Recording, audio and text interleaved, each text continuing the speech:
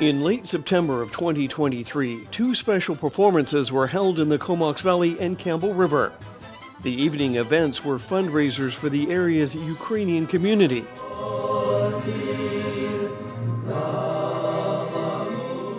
They featured Ukrainian singing and dancing, but were designed for far more than just entertainment.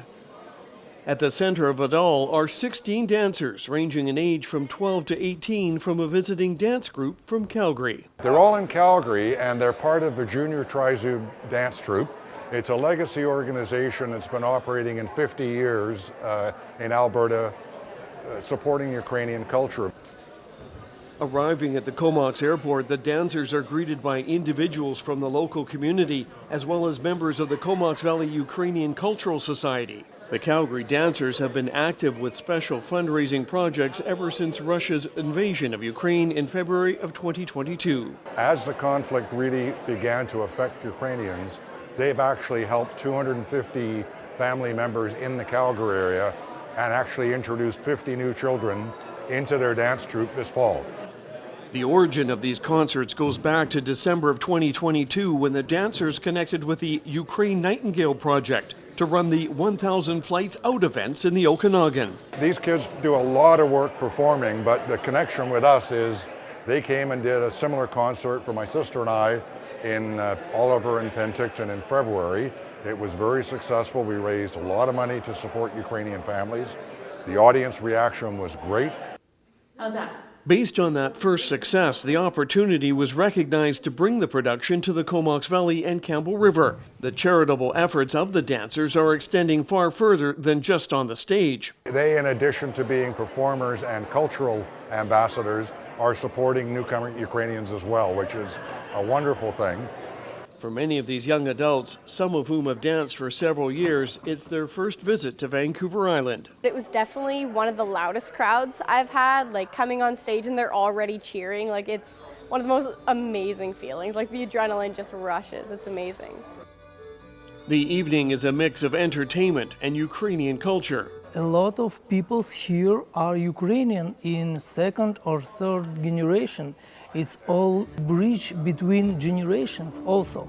So it's not only between cultures, but bridge between cultures, and it's like, you know, international language. Music, singing, dancing, it's international language. Among the adult performers taking part in the event is a newcomer who is thankful to now call the Comox Valley home. So when war started in Ukraine, I just moved to Sweden first, and after just arrived to Canada after 8 months. Why I actually choose Canada? Just because it's more welcome. It's more welcome for Ukrainians, but not only for Ukrainians, for everybody. It's so many people here from another countries, and it's really helped me to feel myself like at home, like a human, you know. 800 tickets were sold for the Campbell River and Courtenay events, which offered not only a blend of Ukrainian culture, but also an update on the horrors of what is taking place in their home country, ravaged by war. These people obviously know about what's going on in Ukraine, but they're able to tell their friends what's going on and just building the knowledge base. Like, we're more than just a country that's at war. We're a community, we're a culture, we're a family. It's good to have that kind of balance in something, although the dance is the most fun and energetic part. It's really important for us to know what's actually going on and not just kind of mask it with our pretty dancing, beautiful costumes. It's really important for everyone who's supporting to know what's going on in Ukraine right now. I believe they can feel energy. Even if they can't understand language, they can feel energy, and I believe they will understand message. We're trying to bring the happiness that comes. Like, dance is something that makes us happy, and we hope that it makes other people happy watching us. So it's just brightening the mood that our country's not just about war. Like, there's also amazing things that have come out of it. After the show, the dancers have the opportunity to meet with members of the audience, to share with them about their performance, their costumes, and all things Ukrainian. It was a really energetic experience, really positive experience too. They had nothing but good things to say to us. Super supportive of what we're doing, lots of thank yous, you know. The evening was sponsored in part by numerous Comox Valley businesses. They also helped raise funds for families to come to Canada and for costumes to be manufactured in Ukraine. The 50 new kids who've arrived will all need costumes. And the costumes for these kids are very extensive. They're being ordered from Ukraine, and they're about $350 or $400 to make a costume. It's an economic boost for the Ukrainians who have very little income to actually be able to sell their costumes to provide these young dancers with appropriate cultural attire. And the kids get a chance to be embraced in a familiar organization that speaks Ukrainian and embraces their culture and welcomes them into Canada. Those Comox Valley sponsors were visited by several dancers in costume as a thank you.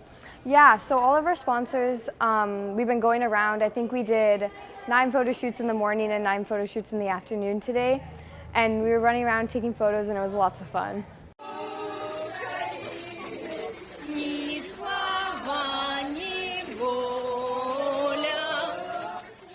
The task of capturing those photographs falls to Yulia Chirbida, a professional photographer from Ukraine who immigrated to the Comox Valley along with her 13-year-old daughter. I'm so happy, I'm so lucky. She like here, she start high school from September, and she's so excited every day.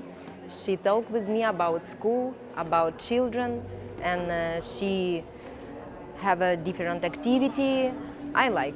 The combination of sponsorships, ticket sales, and in-kind donations raised significant funds that will allow the groups involved in the project to continue their efforts.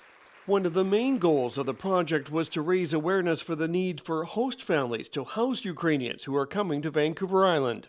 On March 2024, there will be the deadline when Ukrainians could come to the Canada under the Kuwait program. And the deadline was last year, and we saw like numbers increase in 3 times more, and we were not able to help all the families who applied for a housing. Frank DiCarlo has a love of old slot machines and of helping others. The Courtney Sr. has had many Ukrainian immigrants stay at his home for various lengths of time. And it's been an absolute delight. I've met more people. I heard on CBC one day that people who are very busy and seniors who are busy and have lots of friends live longer than seniors who are lonely. My daughter now tells me I'll live to 100 and something. DiCarlo opens his home to others to help them, but finds he is getting just as much in return. It's the most incredible experience that I've ever had, to talk to these people and meet them and just, I mean, all we're really doing is helping them. An immigrant coming into this country and having to navigate our government systems and all the rest would fail. It's impossible. And, you know, after a few times, you're an old pro at it and you know what you're doing. And the satisfaction that it gives you is, I don't know how to describe it, I really don't. The search is on for more host families to welcome Ukrainians into British Columbia homes. Oksana Morsevia is the coordinator for newcomers in the Comox Valley. I really see her as a liaison between, you know, the community and the society and the Ukrainians that are here. First, when we came here in the Comox Valley, we were only the first family from Ukraine. And then much more Ukrainian families arrived, and most of them didn't plan this immigration to Canada. That's why they didn't save money and they didn't have any English skills. What started as a volunteer position with the Comox Valley Ukrainian Cultural Society has turned into full-time employment for her, thanks to provincial government funding through the Refugee Readiness Network. And after they won the grant, and they were able to create this position for me because I was not able to volunteer anymore as I have to pay the bills, and I was the same refugee as the other families. Oksana remembers what it was like for her and her family when she first arrived in the Comox Valley. We didn't even know nothing about the island Vancouver. We knew only that Canada is very cold, bears, and that's all. The new Ukrainians, when they arrive, they need support around housing and food and finding employment and arranging transportation. But the families that have been here now for a year to a year and a half, they're looking beyond that in terms of how do they apply for permanent residency. When she and her children arrived, they were welcomed by the Skwarwick family in Comox. We were very grateful to have that opportunity to meet Oksana and her family. Like, they're wonderful people. And we did our best to get them on their feet. And then our big push now is to help other families that are hosting. It was Stefan Skwarwick's heritage that made the family want to help others. My family all came here after the Second World War as refugees. So when the war started, this latest war started, it was just something I felt deeply that I had to do to help people, because when my family came here, there was not a lot of support.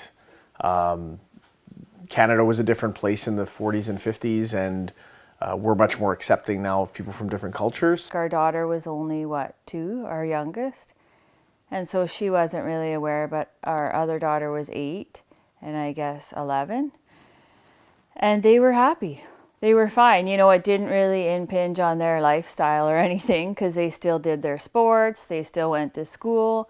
They just had, another family in the house. They were jumping and communicating back and forth, so I could see the change that, oh, now I know what you're saying, and we can play more, we can do this. The family sees helping others as a way of paying back what they received as newcomers. It was sort of like a full circle moment. My wife was very supportive of it, and so were our kids, and it was something that we felt, the universe is full of awful things, but at least in our control, we could have done some good in the world, and that was sort of our intention. For several months, it was a blending of two families into one.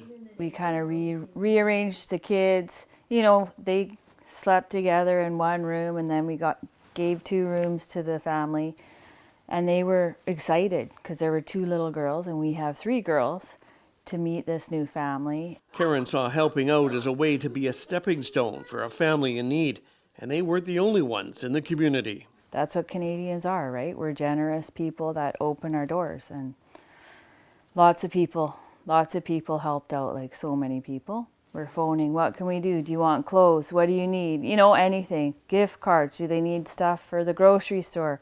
For the Skwarwick children, being joined by a foreign family was a learning experience and the chance to find out more about their Ukrainian heritage.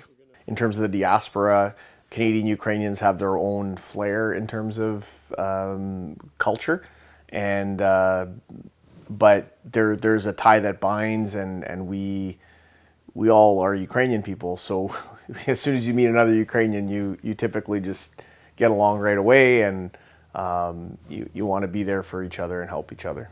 It was also an opportunity to teach the children about the value of helping others. Just to be able to do that for someone, really, it was amazing to see, because the domino effect of Oksana came, and she has helped so many people settle and find a new home in Canada after, leaving what they had to leave. Today, the search is on for as many as 25 host families in the Comox Valley and Campbell River areas. The deadline to find those families is approaching quickly. If somebody would like to be a host, we forward them to the Help Ukraine Vancouver Island, because they have a host support, and they provide all the details, and usually the conditions that they should provide the housing for 3 months and food. And if they're able to help with transportation, if not, that we are looking for other volunteers with transportation. I know a ton of my friends' parents are host families, and they say they really enjoy it. They really become a family when they're hosting. They really get to know each other, although the language barriers are a little hard at times. The children, when they arrive, they integrate much more quickly. They learn English much more quickly than their parents in many cases. And the parents want their children to still retain some of that in terms of language and history and music and, reading and writing in Ukrainian. And so that's one of the things that we're looking at now. I think a lot of people donate to charity, right? And you never really see where it goes. But, opening up your home, it's real. These are humans, this is a family, and you see right away the difference you can make. You are a person here. You can work, you can study, you can do wherever you want, you can have and get your residency if you would like, your family, wherever. So that's really, that's the first things why I'm here actually, and that's the first reason why I'm still here. The need for Ukrainians to be placed into local homes varies everywhere from single individuals to entire families. Most of the families, it's young family with the kids. That's why they decided to go as far as it possible. But also we have individuals. It's guys, girls, about 25, 26 years old. And we have also seniors. Sometimes, for example, if it's a big family like mom, dad, and kids, and grandma or granddad, so we are looking like for 2 host families who could take them. The level of commitment by host families varies, but the minimum desire is 3 months. I could tell you that 3 months is pretty enough for the family to get all papers done.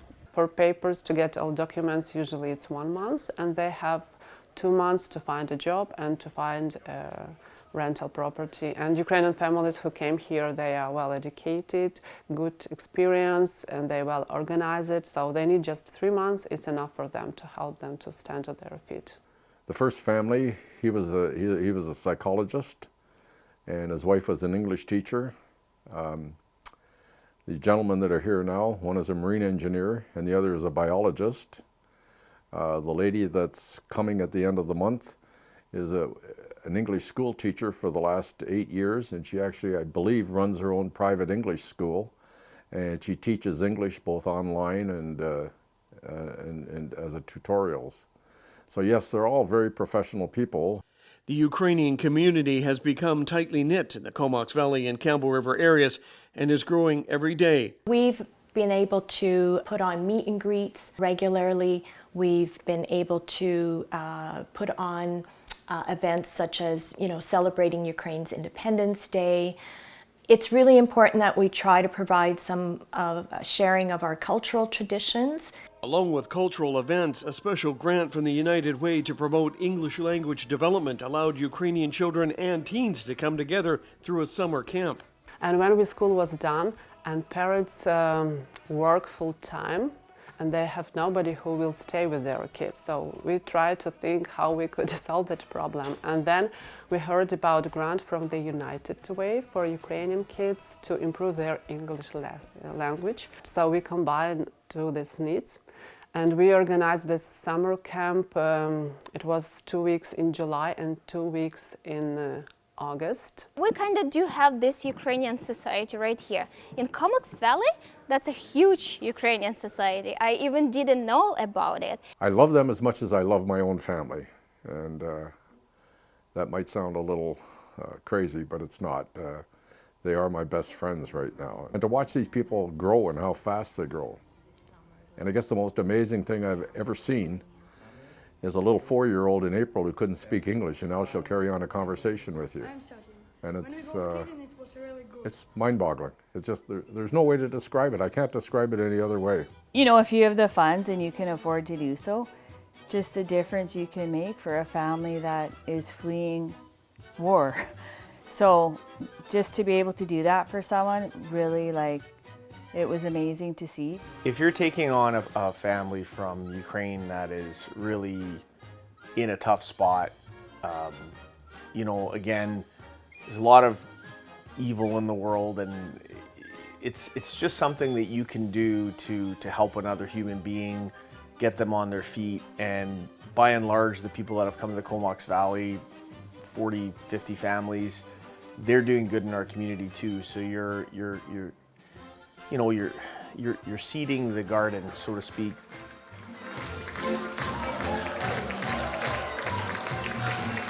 If you believe you can assist or provide housing for those needing to come to British Columbia, you can contact the Comox Valley Ukrainian Cultural Society, or Help Ukraine Vancouver Island, or in the South Okanagan, the Ukraine Nightingale Project.